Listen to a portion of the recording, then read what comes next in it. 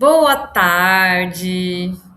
Então, hoje a gente vai começar uma mentoria ao vivo, só que ela ficará gravada para vocês poderem pesquisar várias vezes. Essa mentoria de hoje, ela é sobre os profissionais do mercado editorial e é tudo que eu gostaria que alguém tivesse me contado 10 anos atrás, quando fui começar a estudar o mercado para poder entrar no mercado. As pessoas, elas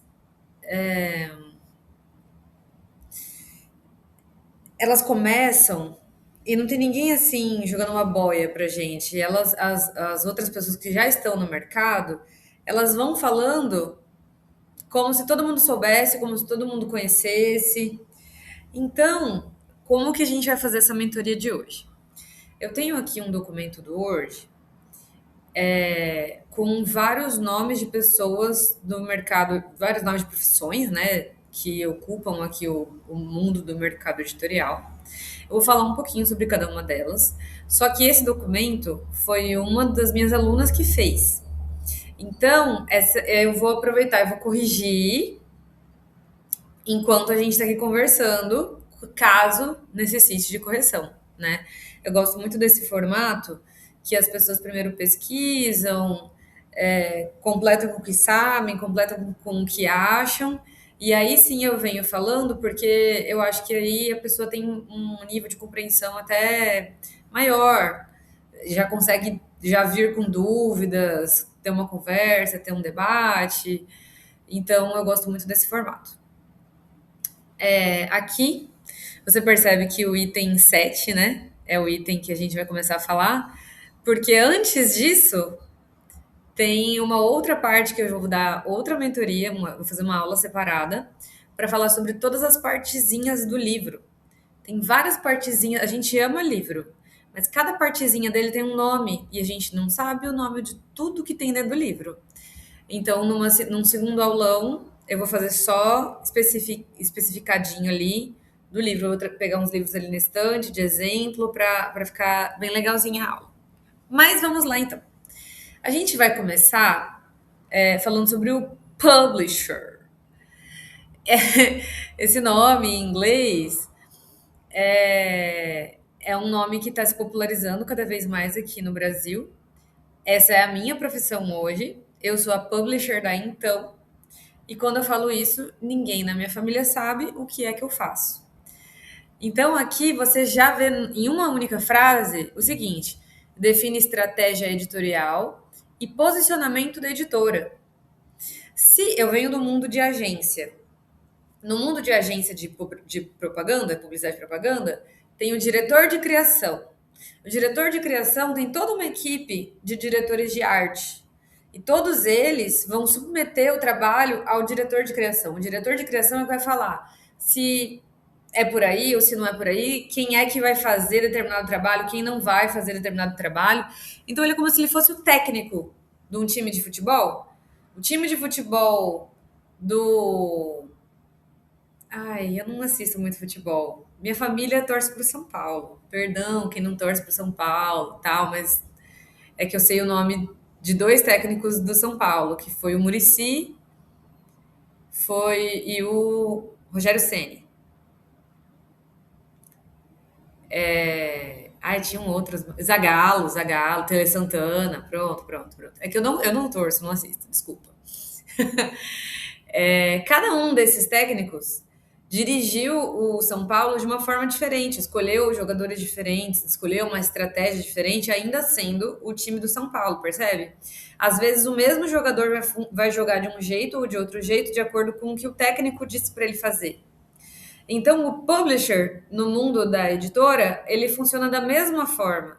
Ele vai direcionar os trabalhos, vai escolher as equipes, e isso vai ressoar, vai mostrar, vai transparecer no trabalho final.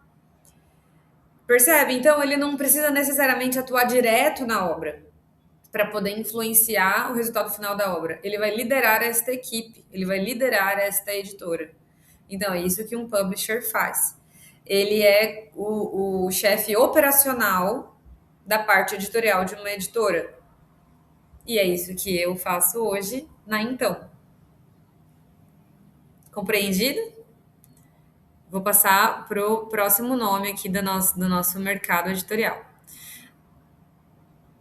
Os próximos nomezinhos que eu vou trazer aqui para vocês são editor de aquisição ou editora de aquisição. Vindo lá do mundo da publicidade e propaganda, ele é como se fosse o nosso atendimento. Ele está à frente no mercado, é o olheiro do mundo do futebol, ele vai às feiras literárias, ele vai conhecer novos talentos, vai ver prêmios, vai receber os manuscritos quando, quando as editoras fazem a abertura de originais. É ele que vai olhar tudo aquilo e vai entender se aquele produto ou se aquele autor são interessantes para a linha editorial que o publisher está tentando montar dentro da editora. Digamos que eu estou ali numa editora e aí eu lancei esse ano uma comédia romântica em janeiro, de inimigos para amantes, e aí vai ter aquele clichê de que só tem uma cama. Aí em fevereiro eu vou lançar outra comédia romântica de inimigos para amantes com uma só cama? Não. Se a minha editora for uma editora de comédia romântica, às vezes eu vou fazer agora um casamento por conveniência, agora eu vou fazer um namoro de mentira, eu vou fazer outros clichês. Porque senão um livro começa a competir com outro livro. Então, isso é um critério, por exemplo, que eu vou levar em consideração na hora que eu for falar: oi, Joãozinho, tudo bom? Adorei seu livro. Oi, Renatinha, tudo bom? Seu livro é muito legal. Mas eu acabei de lançar um igual a esse, um do mesmo estilo, um para o mesmo público. Ou então, não, minha editora não é só comédia romântica, minha editora são várias coisas. Eu já lancei comédia romântica esse ano e eu só vou lançar um gênero por ano, então agora eu vou procurar outros gêneros. Então, isso é um dos critérios, podem existir vários critérios, para eu poder escolher adquirir os direitos desse material para dentro da minha editora. E aí, o editor de aquisição, o que ele vai fazer? Ele vai conhecer isso daí, ele vai preparar uma apresentação e ele vai fazer essa apresentação dentro da editora. Eu falar, gente, esse livro é muito legal, tem potencial, o mercado vai funcionar assim, o mercado vai dar certo, olha a tendência do mercado, capivaras estão em alta, enfim, tudo que ele conseguir pensar para poder fazer. O nome dessa apresentação que ele faz para a equipe da editora é pitching, que é o meu discurso de venda.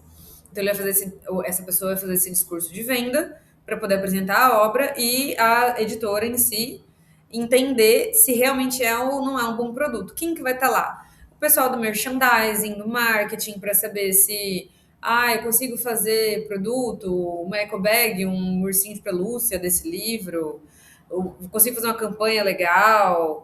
O pessoal da produção gráfica vai estar lá olhando, pensando, nossa, para esse projeto, então, eu consigo fazer uma cinta, eu consigo imprimir num papel assim, eu acho melhor fazer desse formato ou no outro formato. Então, várias pessoas de várias áreas diferentes vão poder avaliar se isso é ou não é um bom produto. E aí, o editor de aquisição é que faz essa ponte entre o mercado e a editora. Então, não é o editor de aquisição que vai ficar fazendo a edição da obra. Quem vai fazer a edição da obra é o editor ou a editora, que é o próximo nome que a gente já tem aqui no nosso e-book. O editor ou a editora, como o próprio nome já diz, edita. Mas o que é editar, efetivamente falando? A edição é a coordenação do conteúdo, da estrutura, e ele opina, essa pessoa opina nas decisões criativas na ordem macro.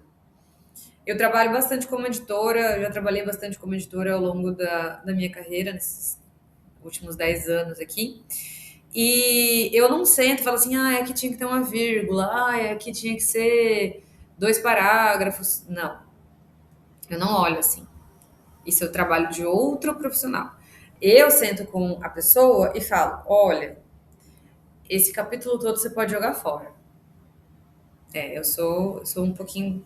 Sou um pouquinho é um pouco duro às vezes.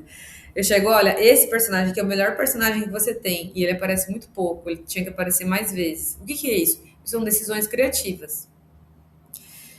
Ou então eu chego e falo: olha, tá vendo esse personagem aqui? Você tá usando a sua própria voz de narradora como a voz do personagem. A voz do personagem seria outra, completamente diferente. A gente tem que mudar a voz do personagem aqui. Eu acho que você tem que aumentar em mais 100 páginas o livro. Eu acho que tem que diminuir o livro em mais 100 páginas. Eu acho que esse segredo que você revelou agora tinha que revelar mais para lá. E aquilo que você disse antes tinha que fazer aqui para dar esse elemento surpresa.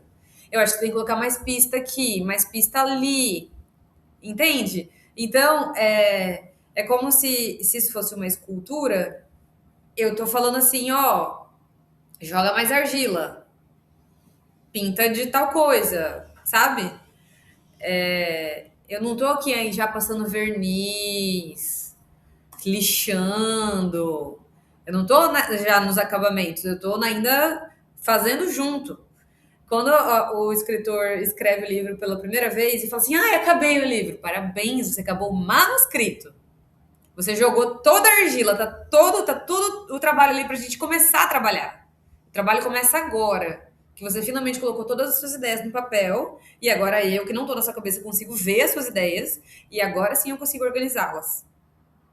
Então, esse é o papel do editor ou da editora. Já o produtor editorial, vindo lá do mundo da publicidade e propaganda, seria algo similar ao tráfego. O produtor editorial, ele faz o quê? Ele faz com que todo mundo esteja no prazo. Várias coisas no cronograma editorial precisam acontecer em sequência e várias coisas precisam acontecer em paralelo. E toda editora está trabalhando em mais de um livro ao mesmo tempo, a não ser que seja uma editora independente, bem pequenininha, e trabalha um de cada vez. Caso contrário, eu sou a editora, eu estou lidando com 10, 20 livros ao mesmo tempo. Esse aqui está pronto para lançar, esse acabou de chegar, está cada um numa fase, está cada um num momento da linha de produção, mas eu tenho que lidar com todos. E quem não vai me deixar eu me perder? O produtor ou a produtora editorial, que tem um cronograma enorme e não deixa ninguém parar, não deixa nenhum material parar. É ele que garante os nossos prazos, importantíssimos. E aí a gente também chega no preparador de texto, ou preparadora de texto. Essa pessoa, eu sou fã dessa pessoa. Essa pessoa é a pessoa que eleva o nível do livro. Quando eu era escritora independente, eu nunca tinha tido acesso a isso, eu nem sabia que isso aqui existia. Acho que no Rio de Janeiro eles chamam essa função de copydesk, se eu não me engano, tá? Posso estar profundamente enganada agora, mas eu acho que é um nome em inglês que eles chamam lá. Mas eu aprendi como preparadora de texto e estou seguindo com essa nomenclatura. Quando eu cheguei, a primeira vez que eu fui convidada para trabalhar como editora, eu trabalhei com a PS Edições e eles fizeram o melhor bloquinho do carnaval, meu livro, né? Eu mandei para eles. Eles me devolveram o livro no Word, né? Com todas as notas editoriais do preparador, da preparadora. Era uma preparadora. Tinha tanta observação. E ela falou assim pra mim: nossa, seu livro tá tão bem escrito, eu quase não fiz observação. Eu fiquei, gente, imagina se eu tivesse feito, meu Deus do céu. Eles questionam tudo. Eles pensam em tudo. Na coesão, na coerência, na concordância, tudo. Vírgula, parágrafo. Agora sim, o texto é mexido no micro, para tudo fazer sentido e para tudo ser muito bem explicado, qualquer pessoa conseguir entender, para ser gostoso de ler, para às vezes palavras melhores, sinônimas ali serem usadas no lugar daquela que você tinha usado. Enfim, nossa, fica muito bom. E ainda assim é você, a sua voz ali. A voz do autor está preservada, a voz dos personagens estão preservados, mas o texto que estava aqui sobe do nível e aí sim entra um cara de profissional. Nossa, fica muito bom quando a gente tem um bom ou uma boa preparadora de texto, né? E não faz só isso. A preparação de texto, ela garante uma boa diagramação e garante uma boa revisão. Então, eles olham a formatação do Word. Porque se a pessoa trabalha com InDesign, por exemplo, não sei se pode trabalhar com outro programa, mas se está lá trabalhando com InDesign, eu pego esse arquivo do Word, eu abro dentro do InDesign e o InDesign já sabe o que é título, o que é subtítulo, o que é epígrafe, o que é o miolo do texto mesmo. Esses nomes todos eu vou explicar no outro aulão, que eu vou falar especificamente sobre cada pedacinho do livro. Então, a preparação de texto também prepara a formatação, garante que a formatação já esteja maravilhosa, para que a diagramação também seja feita com muita qualidade e facilidade, fica mais rápido e garante ali o padrão, qualidade do texto. É isso que faz. Falando por cima, é claro, dava com certeza para dar um curso específico sobre cada uma dessas funções. Nessa mentoria, a gente só quer o quê? Que você que está entrando agora no mundo pegue aqui a minha mão e se sinta seguro para saber do que as pessoas estão falando. Então a gente está só dando nome aos bois aqui, depois é que a gente pode aprofundar. Vamos com calma. Agora sim a gente chega no revisor. Então, muito se fala sobre, eu preciso revisar o meu livro. A revisão, ela é feita no PDF. Ela não é feita no Word. Ela é feita depois da diagramação. Então, se eu fosse corrigir esse e-book, coisa que eu estou fazendo agora, eu colocaria o revisor depois aqui do diagramador, tá?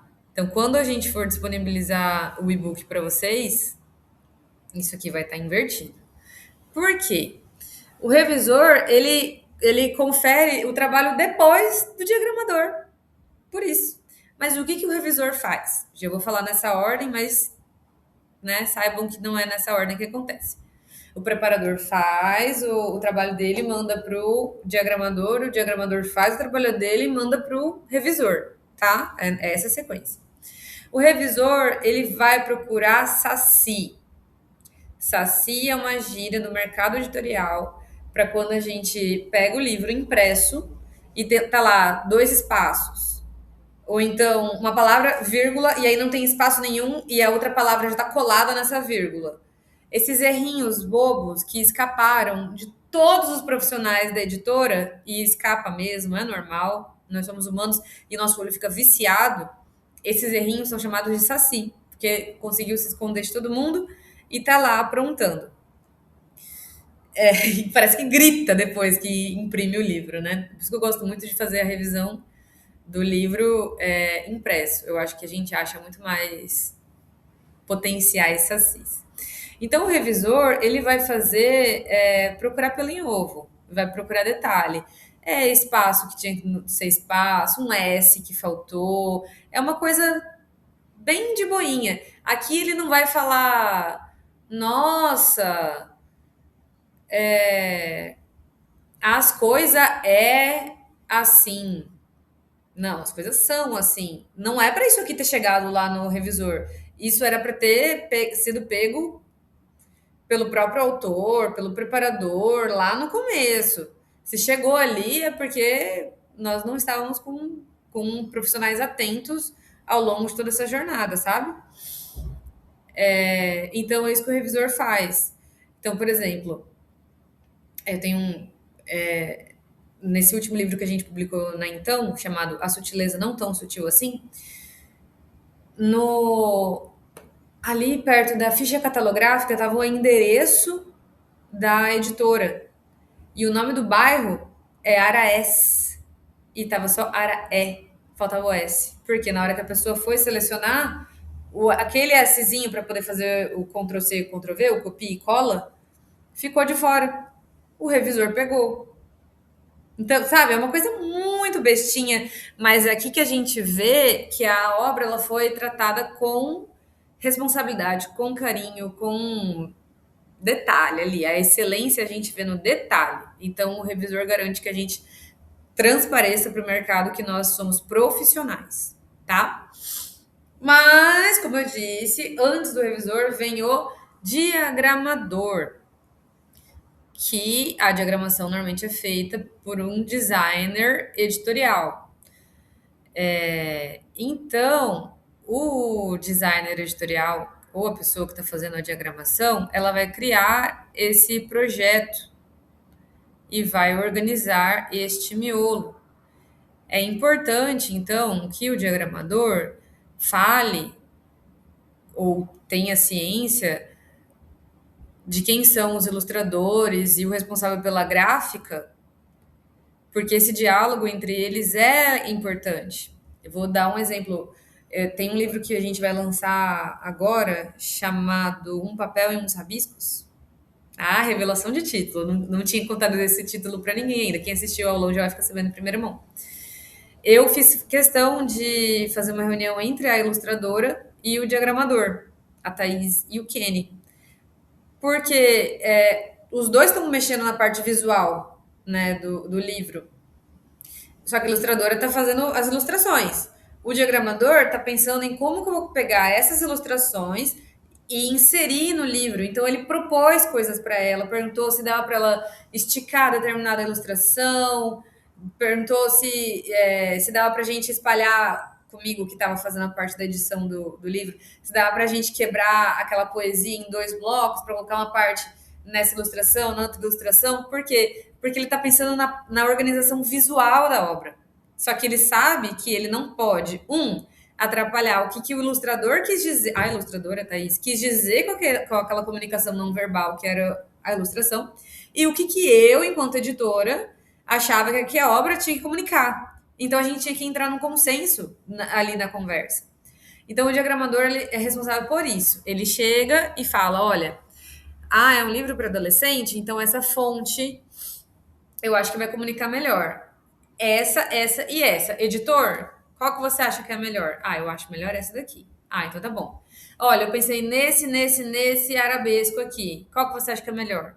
Olha, eu pensei nessa fonte, eu pensei nesse espaçamento, eu pensei de colocar o título aqui, o título ali. Inclusive, na hora que a gente fizer o aulão sobre as partes do livro, eu podia estar falando vários nomezinhos aqui que fariam mais sentido, mas como eu ainda não fiz, vamos dizer assim, o diagramador, ele é uma das pessoas que mais tem que dominar todas as partezinhas do livro. Então, se você pretende fazer a diagramação sozinho do seu livro, é importante que você saiba o que são essas partezinhas, para que elas servem. Então, fica com a gente que em breve a gente vai fazer o próximo aulão, que é o aulão das partes do livro, a anatomia do livro. Book Anatomy. Vamos lá. No mundo do designer, a gente também faz o quê? A capa, né? O capista é uma profissão hoje em dia, ele é especialista em fazer a capa do livro. Porque, por mais que o ditado popular diga que não é pra gente julgar o livro pela capa, a gente julga o livro pela capa, a gente compra o livro pela capa, a gente escolhe o livro pela capa. A capa hoje é uma peça de comunicação, de estratégia de marketing. Então é importante que a capa consiga comunicar para o público o que vai ter dentro daquele livro. Então não basta ser uma capa bonita, ela tem que ser uma capa estratégica. Quando eu faço capas aqui na Então, eu envolvo o designer e envolvo a nossa estrategista de marketing e nossa estrategista de comunicação. Esse é o grupinho que eu faço entrar em consenso. Elas fazem um briefing maravilhoso, eu mando para o designer faz, elas aprovam, então não basta o autor gostar. A gente tem que entender que isso é uma ferramenta que também precisa funcionar. Duas coisas ao mesmo tempo. Eu achei que eu ia espirrar, por isso que eu dei uma. Peraí, acho que tá vindo? Com licença? Não. Vocês estão me gorando, né, gente? Poxa. Vamos lá. Como eu já disse aqui, seguindo, nós temos o ilustrador ou a ilustradora, que são as pessoas que vão fazer as ilustrações, os desenhos, de dentro do livro. Se for do lado de fora do livro, aí é um capista. Mas Tainá, eu posso ser um diagramador que faz ilustração e que faz a capa? Pode, pode. Só que com certeza você vai ter que estudar diagramação, ilustração e capa. São conhecimentos diferentes, igual eu. Eu sou escritora, mas eu também sou editora. Eu também sou publisher. Eu tenho formação para fazer essas três coisas. Eu não faço revisão. Eu não faço preparação. Percebe? Ainda está no mundo do campo do texto, mas eu prefiro contratar pessoas que eu gosto, confio, do que eu mesma ir lá fazer. Eu acho que os meus olhos não são tão atentos, a minha cabeça viaja tanto que aí eu passo por erros naturalmente. Eu acho que é um outro perfil de mente para poder fazer aquele tipo de coisa. E os dois são textos, os dois grupos ali são trabalhos de texto. Então pode ser que você seja um excelente ilustrador, mas na hora de fazer o recorte daquela ilustração para poder botar na capa para ela ser uma coisa estratégica, talvez você não faça um bom recorte.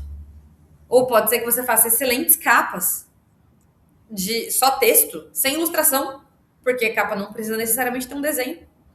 Mas aí você não sabe desenhar, percebe? Elas são áreas afins, mas não necessariamente são a mesma área. Então, a pessoa da ilustração faz as ilustrações que estão dentro do livro, beleza? Todas essas pessoas que eu falei até o momento, elas são contratadas ou terceirizadas ou fixas da editora. Agora, essa pessoinha que a gente vai falar agora, que é a bibliotecária, ela não é de dentro da editora necessariamente. A bibliotecária que a gente tem contato, né, então, por exemplo, é a bibliotecária da CBL, porque a CBL tem uma equipe de bibliotecários que são eles que fazem os registros e as catalogações dos livros, para que ele possa ter o ISBN, todos esses nominhos, a gente vai falar lá no aulão, tá bom? Hoje a gente está entendendo só as pessoas. Então, é uma pessoa que faz parte do fluxo, mas ela não está dentro da editora necessariamente, beleza? Outra pessoa que foge um pouco da editora tradicional, que a gente tem dentro da nossa editora, é a pessoa chamada ghostwriter. Termos em inglês, eu normalmente gosto de traduzir. Ghost, se você não viu aquele filme do Patrick Swayze, que ele faz cerâmica abraçando a menina pelas costas assim, é fantasma. Ghost é fantasma. Writer é escritor. Então seria escritor fantasma. O que isso quer dizer? O que isso quer dizer? Que muitas vezes um famoso tem uma história para contar, mas ele não vai parar para escrever, ou ele não tem técnica de escrita. Porque às vezes você conta oralmente histórias ótimas, bota no papel para ver se alguém está entendendo. Porque no oral, o gesto ajuda, a cara ajuda, a entonação ajuda. Como é que eu vou botar essa entonação no texto? São quantos pontos de exclamação? Eu vou usar aquele ponto de interrogação junto com um ponto de exclamação? A turma da Mônica gosta dessa pontuação, inclusive. Então, existe o ghostwriter. Eu também já trabalhei bastante como ghostwriter, esqueci de acrescentar na minha listinha, que você entrevista ali a pessoa, entende a história como um todo, e aí você organiza aquilo em forma de texto, de forma a parecer que quem escreveu foi aquela pessoa. É muito difícil, mas dá para fazer, é possível fazer, sem ensinar a fazer também. Então, isso é o ghostwriter, e é algo muito comum, e eu acho que é muito. Eu gosto dessa coisa do cada macaco no seu galho. Eu gosto do tipo, você tem uma ótima história, uma história ótima para contar, mas você não tem nem tempo, ou nem técnica, ou interesse de escrever, mas você gostaria que as pessoas soubessem, cara, contrata alguém para fazer. Eu acho que não é demérito, não, muito pelo contrário. Eu acho que os especialistas têm que fazer o que os especialistas sabem fazer. Vamos ver se tem mais algum nomezinho aqui. Opa, como não? Esse cara aqui é muito bom. Produtor ou produtora gráfica, ou produtor gráfico, é a pessoa que vai entender de papel. Se você está começando a escrever hoje, você não entende de papel, não entende de gráfica, vamos começar a entender. É uma demanda, inclusive, as pessoas pedem bastante para a gente fazer aulinha sobre produção gráfica. Em breve faremos aulinha de produção gráfica, mas primeiro a gente precisa saber que essa parte existe. Então, como eu disse para você alguns minutos atrás, que o editor de aquisição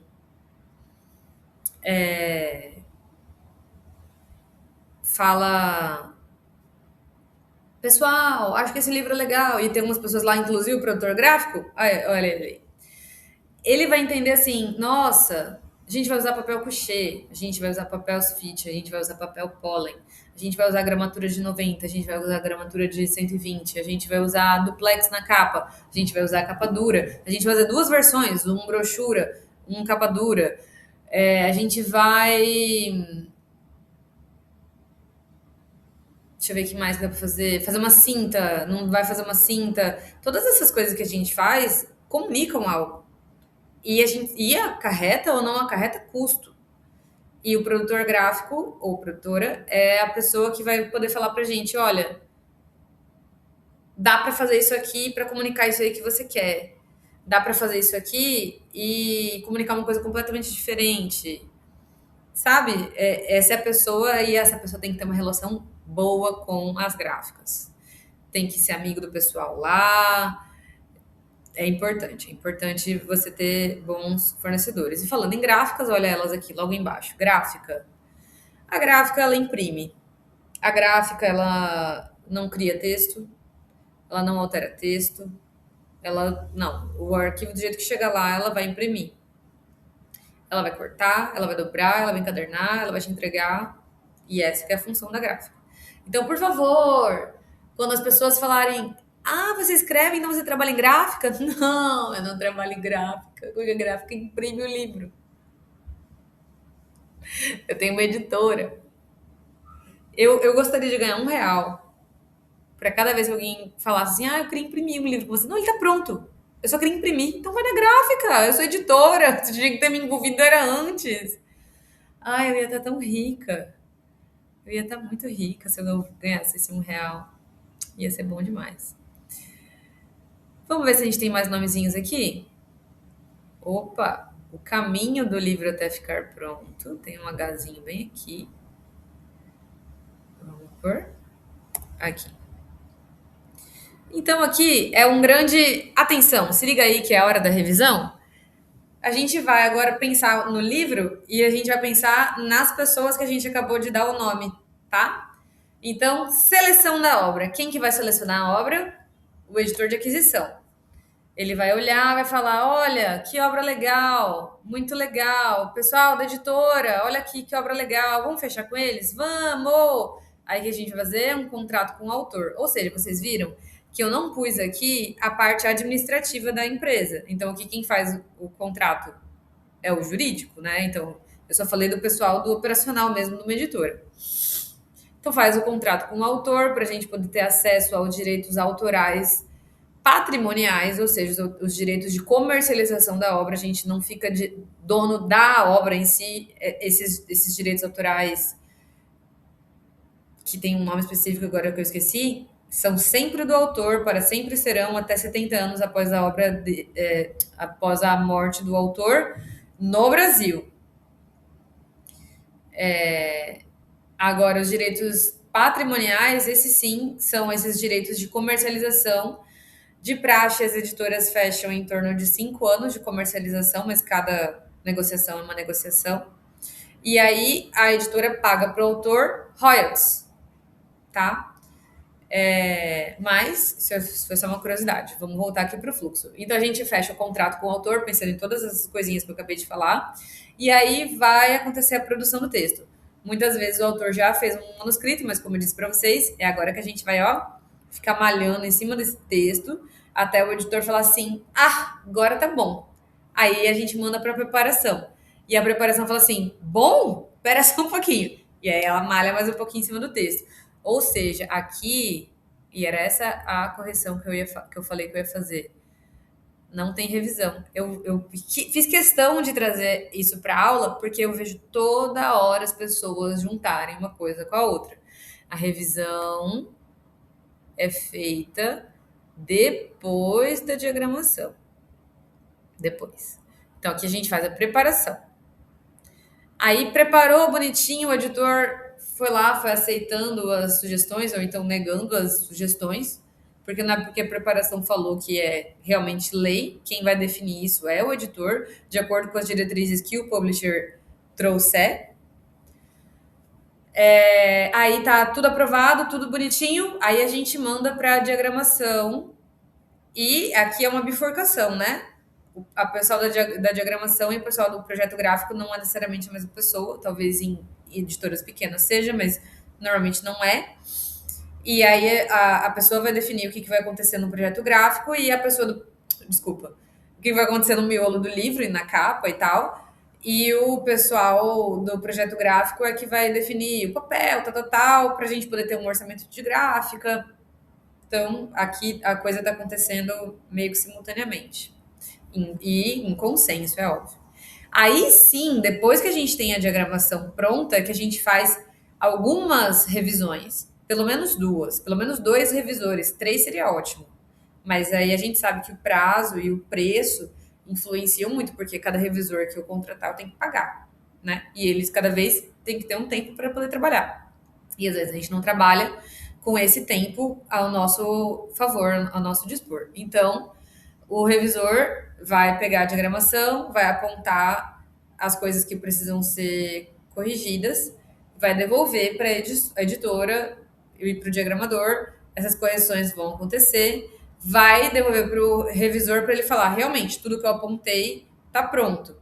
Vou seguir em frente? Não. Eu vou entregar para um segundo revisor e ele vai fazer a mesma coisa, em cima do que já foi revisado. E a gente ainda acha erro, tá? Por isso que três ia ser ótimo. Mas se a gente ficasse para todo sempre mexendo no livro, a gente nunca ia acabar. Então tem uma hora que a gente fala assim: chega! A gente vai imprimir esse livro. Ah, mas Tainá, achei um saci muito legal. Vamos agora vender bastante esse livro para que a gente possa corrigir na segunda edição. Senão a gente nunca vai acabar de mexer no livro. Mas com tudo isso de profissional, você acha um S, uma coisa muito boba, muito pequenininha, que você acaba achando. Às vezes nem acha. Depois da revisão, então, e simultaneamente com ela, como eu já falei, tem lá o capista fazendo a criação da capa. Todas essas. Como fala? Esses registros, eu gosto de fazer da seguinte forma, que nem então. Quando entra o manuscrito, a gente já registra a obra lá na CBL, porque vai mexer, vai andar por muitas mãos, então eu quero que o direito do autor esteja garantido e protegido. E agora que a gente tem um PDF para poder mandar para CBL, aí sim a gente envia para poder fazer o ISBN e a ficha catalográfica. Então, na hora que tá, vai revisão, volta revisão, vai revisão, volta revisão, eu já tô lá na CBL mandando esses arquivos. Porque na hora que chega a ficha catalográfica e chega a última revisão, eu só tenho que corrigir essa última revisão, botar a ficha bonitinha ali no espaço que eu já tinha deixado para ela, e eu já posso mandar para gráfica. Então, acho que isso é uma coisa que faz a gente ganhar bastante tempo. E aí vai para a área de imprimir e fazer acabamento lá na gráfica. Se você não mora em São Paulo, no Rio de Janeiro, provavelmente você vai contratar uma gráfica de fora da sua cidade. Então aqui você também tem uma transportadora para esse material poder chegar em você. E uma vez chegando em você, você vai pensar no quê? Vamos vender esses livros que chegaram aqui. Esse é o caminho do livro. Curtiram? Gostaram? Então agora o próximo passo é o quê? A gente pensar como é que a gente vai fazer para o nosso livro fazer todo esse caminho. Eu vou adorar ajudar vocês e acompanhar vocês em toda essa jornada, mas agora eu acho que essa jornada fica até um pouco mais tranquila de entender, uma vez que agora a gente sabe o nome de cada uma das pessoas que faz parte dessa jornada. Tá certo? Um beijo, muito obrigada por vocês terem me acompanhado nesse aulão e até os próximos. Fim.